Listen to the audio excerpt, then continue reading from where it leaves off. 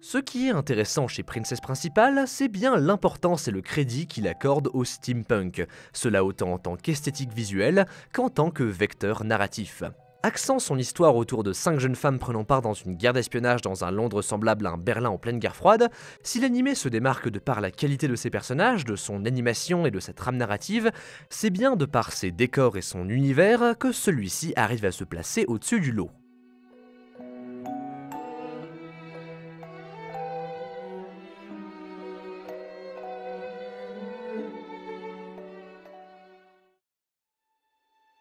Enfin, un animé steampunk est l'exclamation que l'on pousse lorsque l'on regarde Princess Principal. En effet, on remarque que, au sein de la Japanimation, le genre néo-victorien est davantage fantasmé que réellement utilisé. Si ce dernier est tout de même présent par le biais de quelques éléments ponctuels au sein des différentes productions, le genre en lui-même n'est finalement qu'assez peu représenté au sein du médium. En soi, même si les bras mécaniques de Violet dans Violet Evergarden ou le monde de Clockwork Planet sont en effet des éléments narratifs s'inspirant des codes classiques du steampunk, ces derniers ne restent cependant que des éléments isolés et dont la simple présence ne suffit donc pas à faire entrer leur animé au sein du genre néo-victorien. Ainsi, rares sont aujourd'hui les productions qui arrivent à véritablement nous proposer une ambiance au sein des canons classiques de l'esthétique steampunk et à la gérer avec autant de maîtrise. Des congrès et académies des hautes sphères sociétales aux laveries miséreuses des bas quartiers en passant par les complexes miniers souterrains et les cuirassés volants, Princess Principal nous transporte à travers une large palette de décors ancestraux et caractéristiques de l'esthétique steampunk. Cette diversité des lieux couplée à un travail conséquent sur la conception des décors ainsi qu'à un grand soin apporté sur la cohérence de l'univers permet à l'animé d'instaurer une ambiance riche au sein de laquelle il réussit à nous transporter, nous, spectateurs, en nous présentant ainsi une expérience complète de ce qui fait l'essence de l'esthétique steampunk.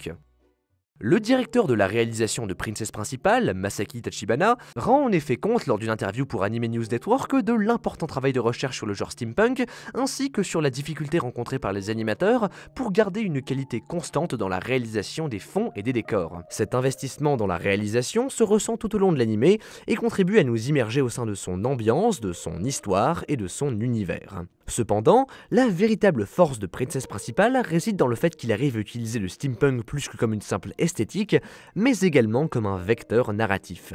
Tout au long de son histoire, l'anime s'emploie à faire voyager ses personnages au sein d'un grand nombre d'endroits différents de la ville de Londres. Comme nous l'avons dit précédemment, chaque décor visité à l'intérieur des épisodes fait preuve d'une grande qualité visuelle et instaure une ambiance qui lui est propre. Cependant, ce qui forge réellement la particularité de ces derniers, c'est le fait que chacun d'entre eux utilise leur visuel dans le but de construire une thématique.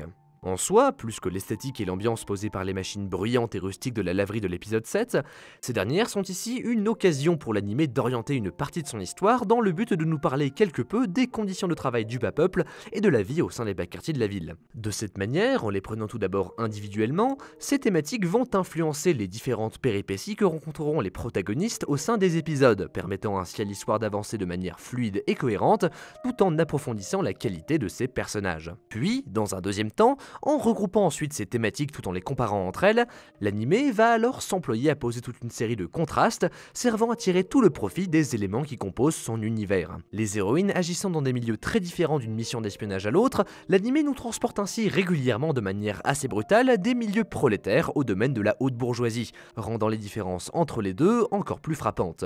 De par cette nette opposition qu'il instaure entre les hautes sphères et les bas-fonds de la société, Princess Principal arrive à confronter les différentes visions de ses personnages en les plaçant devant des dilemmes où ceux-ci doivent souvent choisir entre responsabilité et honneur, passion et ambition, ou encore conditions actuelles et origine sociale.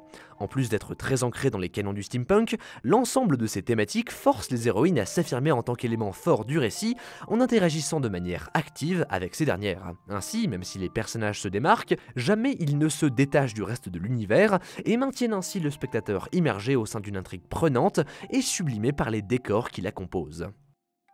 Plus qu'un simple animé, Princess Principal est un cas d'école pour mettre en place et exploiter un univers steampunk au sein d'une œuvre d'animation.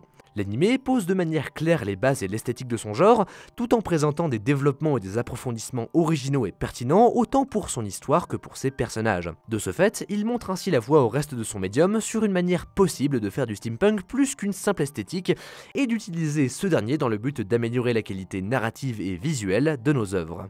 C'est avec cette initiative louable couplée à la qualité indéniable de l'animé que Princess Principal participe à faire avancer son médium vers le mieux. Et c'est pour cela que je vous le recommande chaudement. Salut tout le monde, c'est Théromique et merci d'avoir regardé cette vidéo jusqu'au bout. Deux choses. Premièrement, ceci est la version retravaillée d'un texte que j'ai à la base écrit dans le cadre d'une vidéo participative sur la chaîne d'un collègue vidéaste qui parle lui aussi de manga et d'animation. Voilà, si ça vous intéresse, le lien de la vidéo en question est dans la description, allez y jeter un œil, c'est toujours sympa. Ensuite, comme vous pouvez le constater, cette vidéo est un petit peu différente de ce que j'ai l'habitude de vous présenter. C'est un format qui me demande un peu moins de temps à produire et qui fait qu'il y a peut-être moyen que j'en fasse plus régulièrement à l'avenir entre deux grosses vidéos. Du coup voilà, votre avis m'intéresse, qu'est-ce que vous pensez de ce genre de format? Est-ce que vous l'aimez? Est-ce que c'est de la grosse merde? Est-ce que c'est agréable? Ce genre de choses là. Également, vu que j'ai pour le coup pas vraiment de sujet précis en tête pour ce type de vidéo, dites-moi dans les commentaires si vous voulez que je parle de quelque chose en particulier, ça peut toujours être sympa. Voilà, sur ce je vous retiens pas plus, c'était Théromique pour un premier épisode de... je sais pas, j'ai pas de nom pour ce truc là, et du coup, à la prochaine.